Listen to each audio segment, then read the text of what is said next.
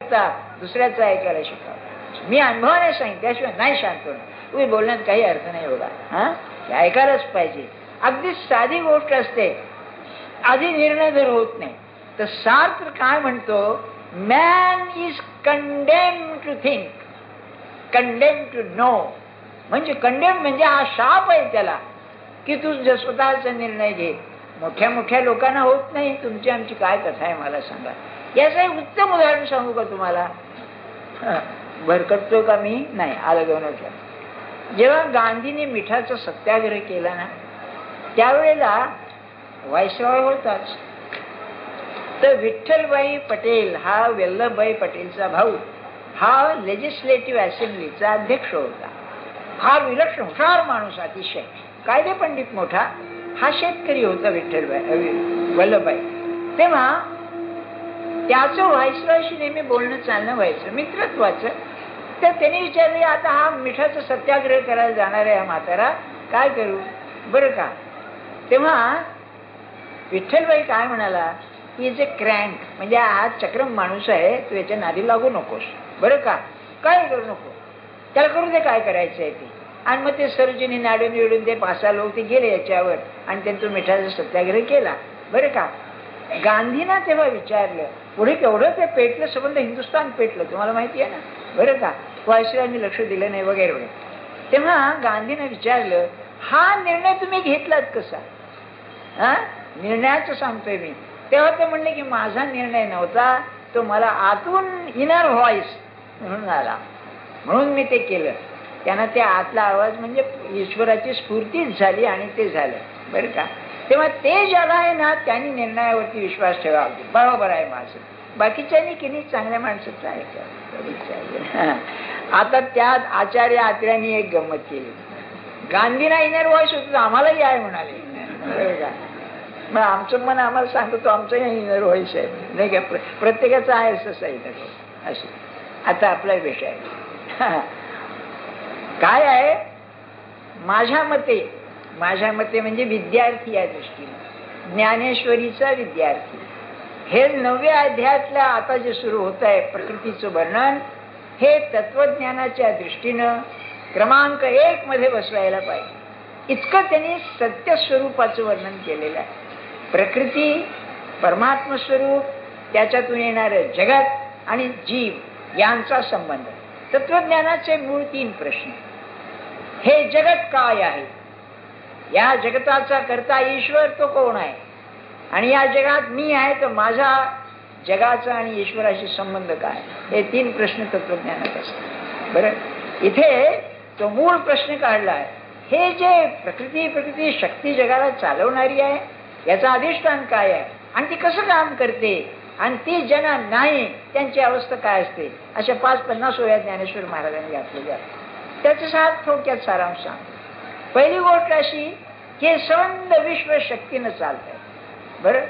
शक्ती कशी आहे, ती ईश्वरापासून निराळी नाही, ईश्वरच शक्तीचं स्वरूप घेतो. म्हणून तुम्हाला ते वाक्य आठवत असेल, God is the active side of the absolute. परमात्मा स्वरूप ज्या वेळेला जगाची उठाठेव करतं, जगाला निर्माण करतं, त्यावेळेला शक्तीचा व्यापार सगळा दिसतो, नाही तर नाही. आणि हा शक्तीचा व्यापार ईश्वरा इतकाच सर्वसमर्थ असतो. आपल्या जीवनामध्ये ज्या गोष्टी घडतात त्या जगातल्याच असतात ना. मग जगामध्ये ज्या गोष्टी ज्या शक्तीने घडतात ती शक्ती आपल्या जीवनात काम करते, आणि यालाच राम करता असं म्हणतात. समर्थांच्या वर एक रघुनाथ पंडिताचं अष्टक आहे, 8 श्लोक आहेत. ते जेव्हा तंजावरला गेले होते त्यावेळेला त्यांना गुरु केले त्यांनी रघुनाथ पंडितांनी, नलदमयंती लिहिणार आहे, नलदमयंती. तर तेव्हा त्या अष्टकामध्ये एक ओळ आहे, 4 ओळीचे श्लोक आहेत बरं का. लोकाभिराम गुण बोलत राम करता, लोकांना आनंद देणारा गुण ज्याच्यामध्ये आहे असा हा समर्थ रामदास सारखं राम करता म्हणतो. काय असं बघा, काय राम करता म्हणजे जी शक्ती या विश्वात काम करते आहे ती माझ्यामध्ये सुद्धा काम करते आहे. माझ्यामध्ये काम करते म्हणजे माझं जीवन तिच्या हातात आहे. अगदी ज्ञानेश्वर महाराजांनी त्या भावल्यांचं दृष्टांत दिलेलं आहे. तो भावल्यांना नाचवतो ना, तर ते नाचवतो म्हणजे ते भावले नाचताना दिसते, पण नाचवणारा वेगळा. तसं तुमच्या आमच्या जीवनामध्ये नाचवणारी शक्ती असेल तर ती, ही पहिली गोष्ट लक्षात ठेवा. दुसरी गोष्ट असेल तर त्या नाचवण्याचा जो परिणाम आहे, कर्माचं फळ जे आहे ते ती ठरवते. मी जे कर्म करतो त्या कर्माचं फळ मला काय मिळावं हे ती ठरवते. तुम्हाला आठवत असेल, तुम्हाला अनुभवत असेल पुष्कळांना, रिटायर झालेल्या लोकांना, न झालेल्या, तुम्ही पुष्कळ चांगलं काम करता, त्याचं श्रेय तिसरा घेऊन जातो. बरं का, होतं ना असं? हे ठरलेलं आहे.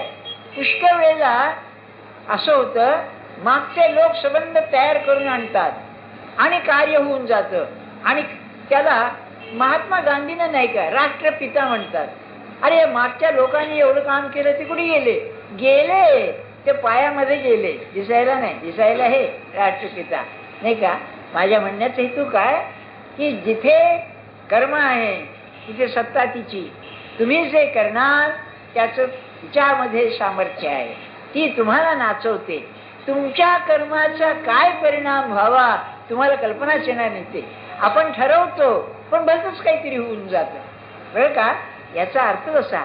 म्हणून इथे पुन्हा सत्पुरुषाचं ऐकावं, की समजा हे करू का नको, नको करू, जाऊ देत.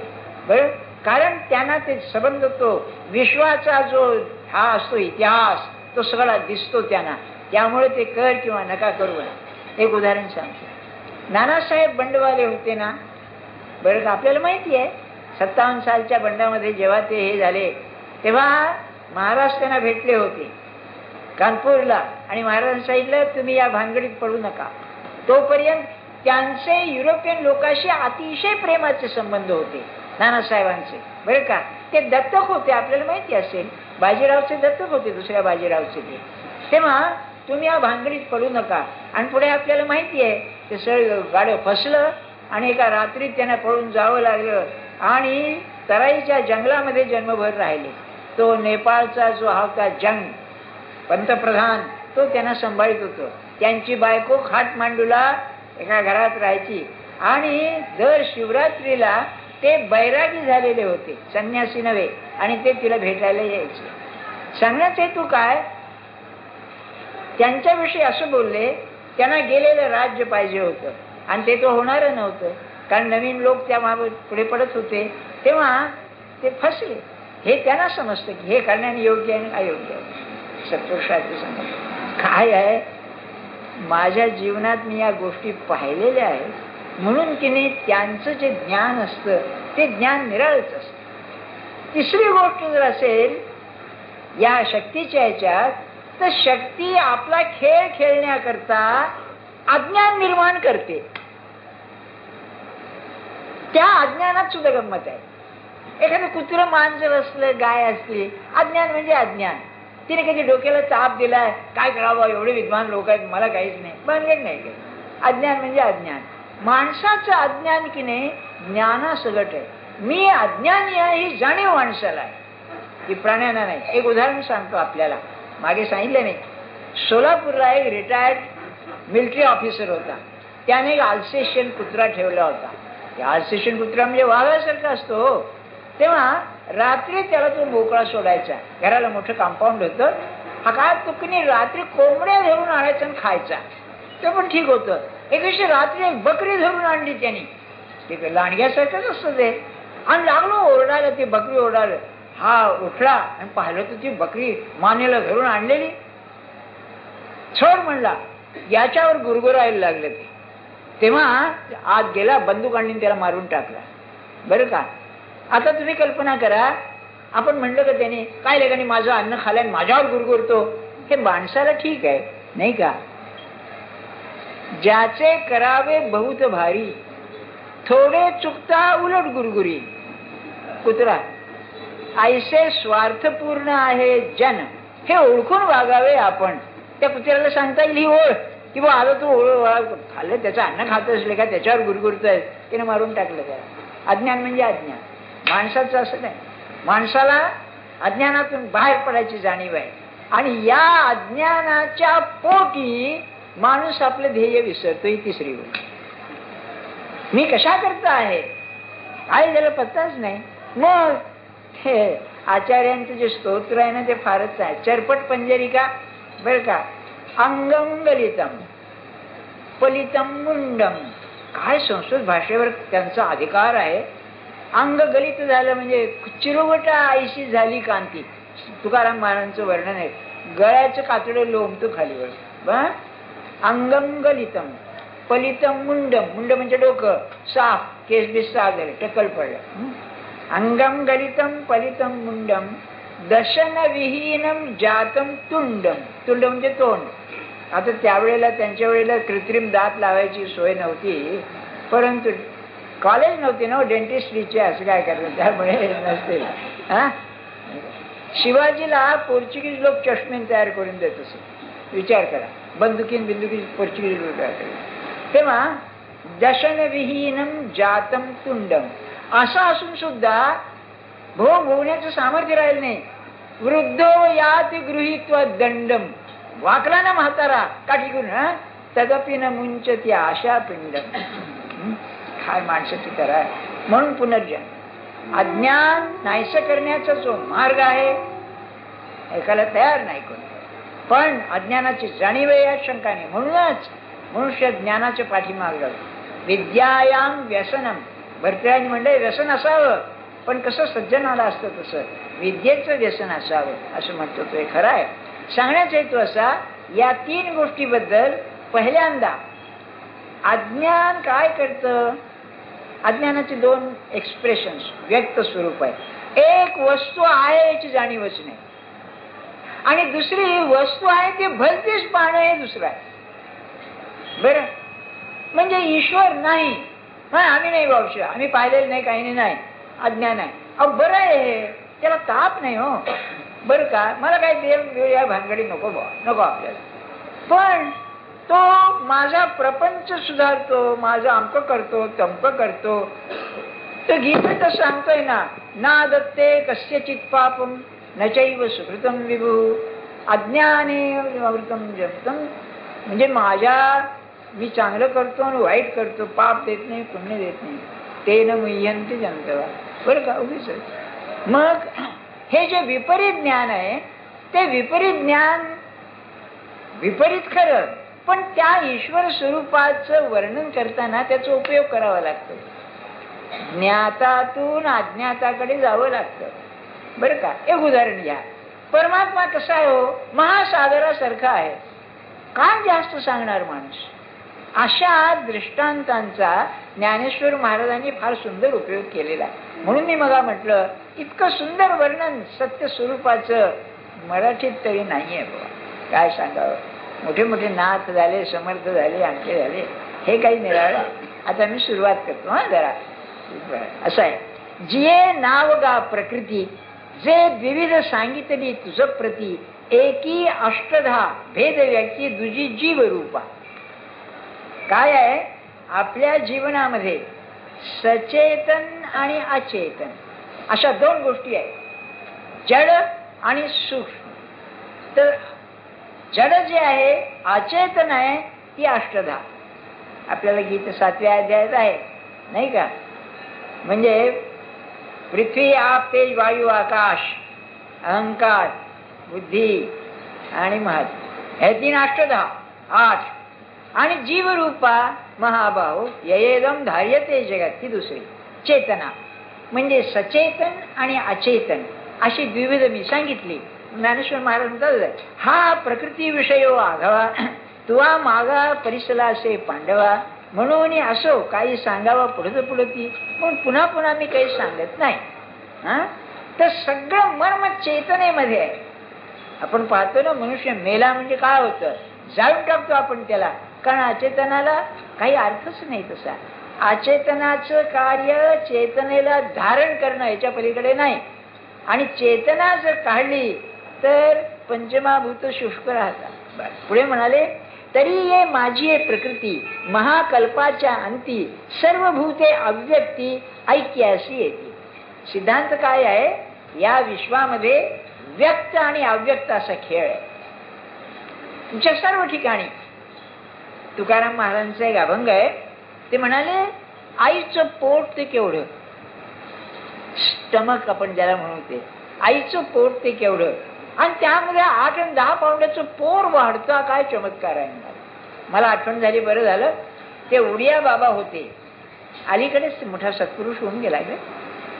तेव्हा त्या एक अमेरिकन मनुष्य त्यांच्याकडे आला, तो शास्त्रज्ञ.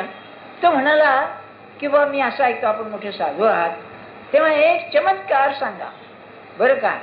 तेव्हा हे काय म्हणाले, गर्भधारणा होते ती किती सूक्ष्म असते, एवढ्या सूक्ष्मातून हा एवढा माणूस देह तयार होणं, याच्यापेक्षा आणखी चमत्कार तो कोणचा आहे. तो गप्पच बसला, पण किती बरोबर आहे त्यांचं. तुम्ही खरंच विचार करा. असं सांगतात डॉक्टर लोक की गर्भ वाढायला लागला म्हणजे आतमध्ये चैतन्याची अशी व्यवस्था आहे, काही रक्ताच्या पेशी हाडं तयार करतात, काही मेंदू तयार करतात, काही स्नायू तयार करतात.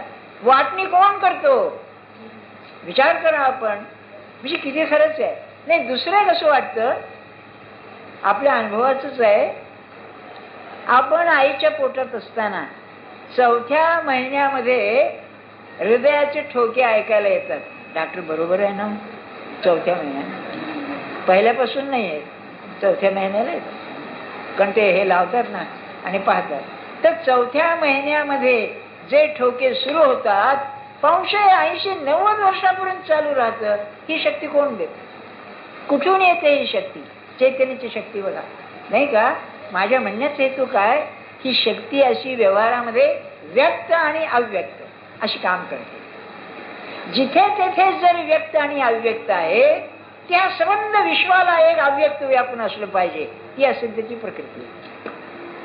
बर, आता हे कसं होतं. पहिला दृष्टांत, ग्रीष्माच्या अतिरसी सबीजे तृणे जैसी, मागुती भूमीसी सुलीने होती. फार तापलं, आता ते हीट वेव्ह म्हणतात ना, उष्ण लहर. त्यामुळे काय होतं, जमिनीवरची जी झाडं असतात ती सगळी वाळून जातात, सुलीने होती, वाळून जातात. काय, ग्रीष्माच्या अतिरसी, अतिशय उन्हाळा झाला. सबीजे तृणे जैशी, गवत बीजा सगट काय सुलीने, मागुती भूमीसी सुलीने होती, जातात. पुढे म्हणाले का वार्षीय ढेंडे फिटे, जे शारदीयेचा अनुघडू फुटे, ते घनजात आटे गगनीचे गगनी. पाऊस पडला, थोडा पावसाचा धडाका सुरू झाल्यानंतर ते जे खाली गेलेले असते ते पुन्हा वर येतं. हा एक दृष्टांत.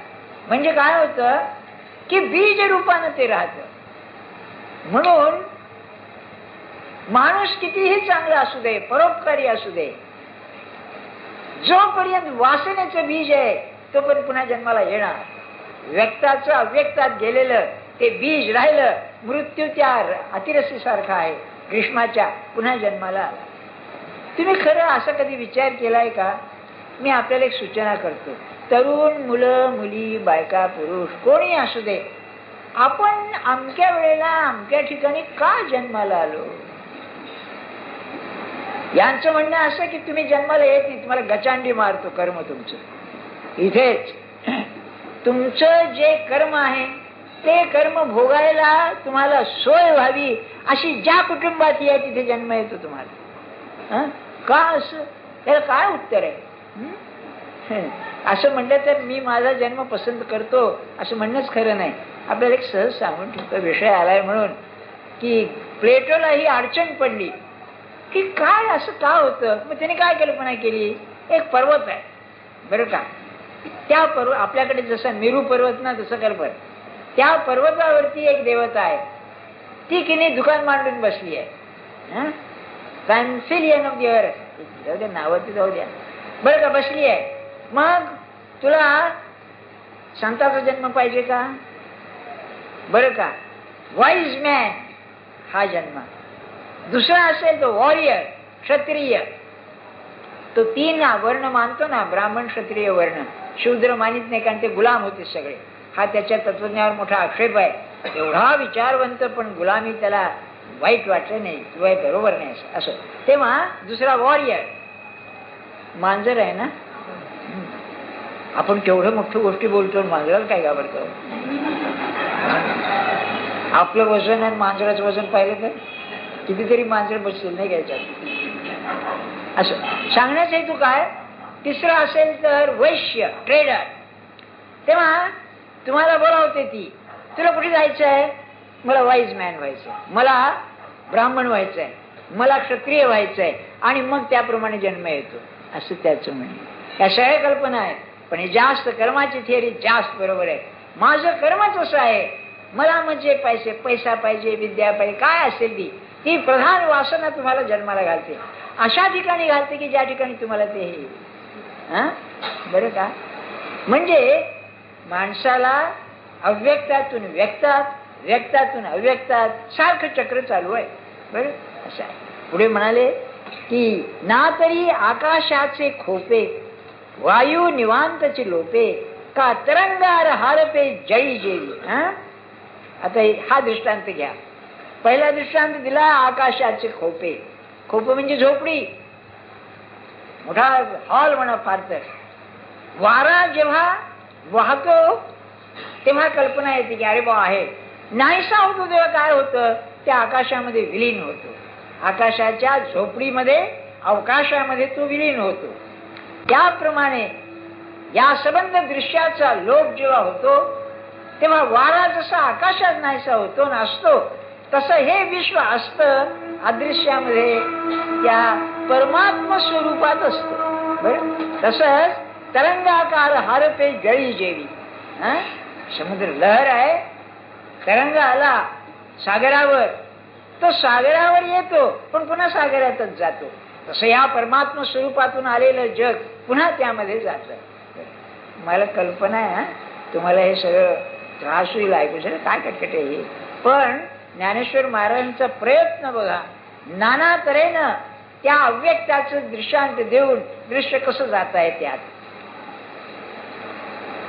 2-3 मिनिटं राहिली आहेत. एक सांगून ठेवतो आपल्याला, सर्व साधनांचं ध्येय काय आहे?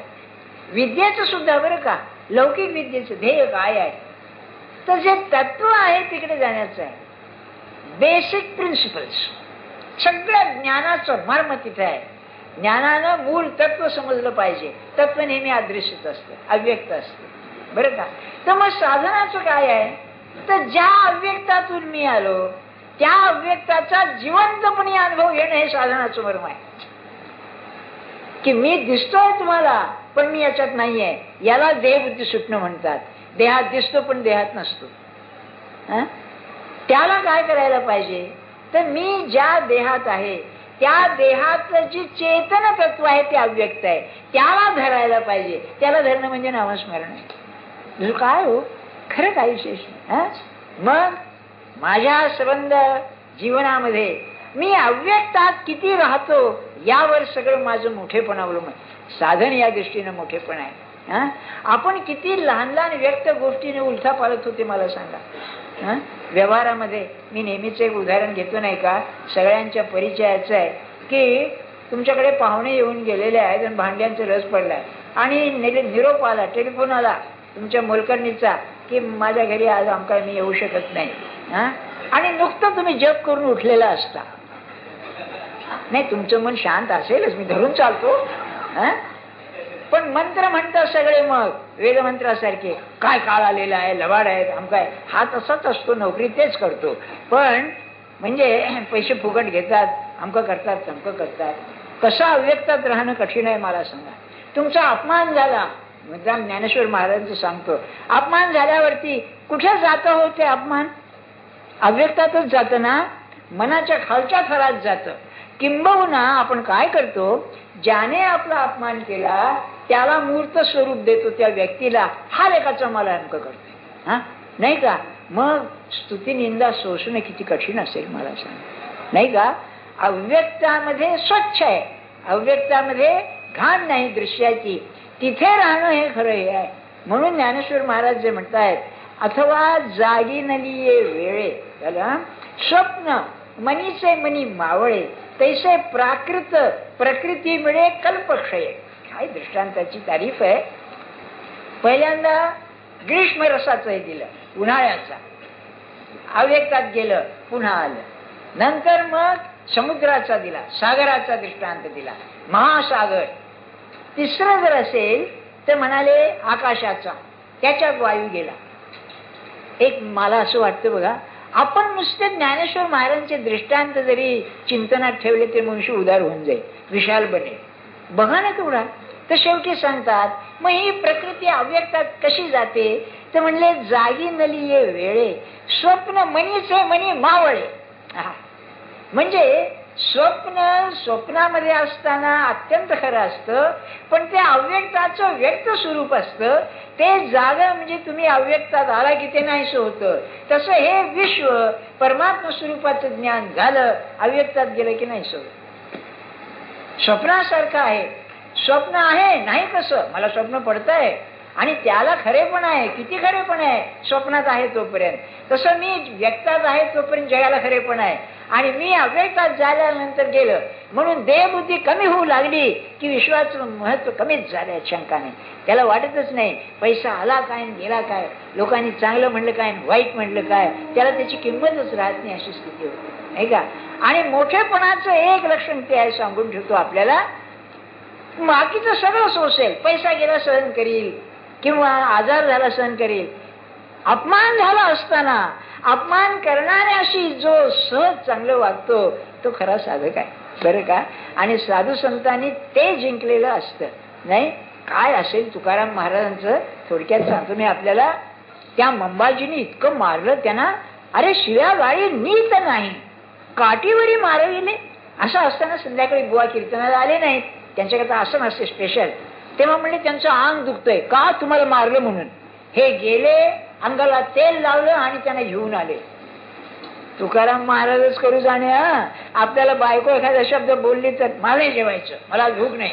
अरे हो, आणि मग हॉटेलात जाऊन खातो बाहेर लेखाचा.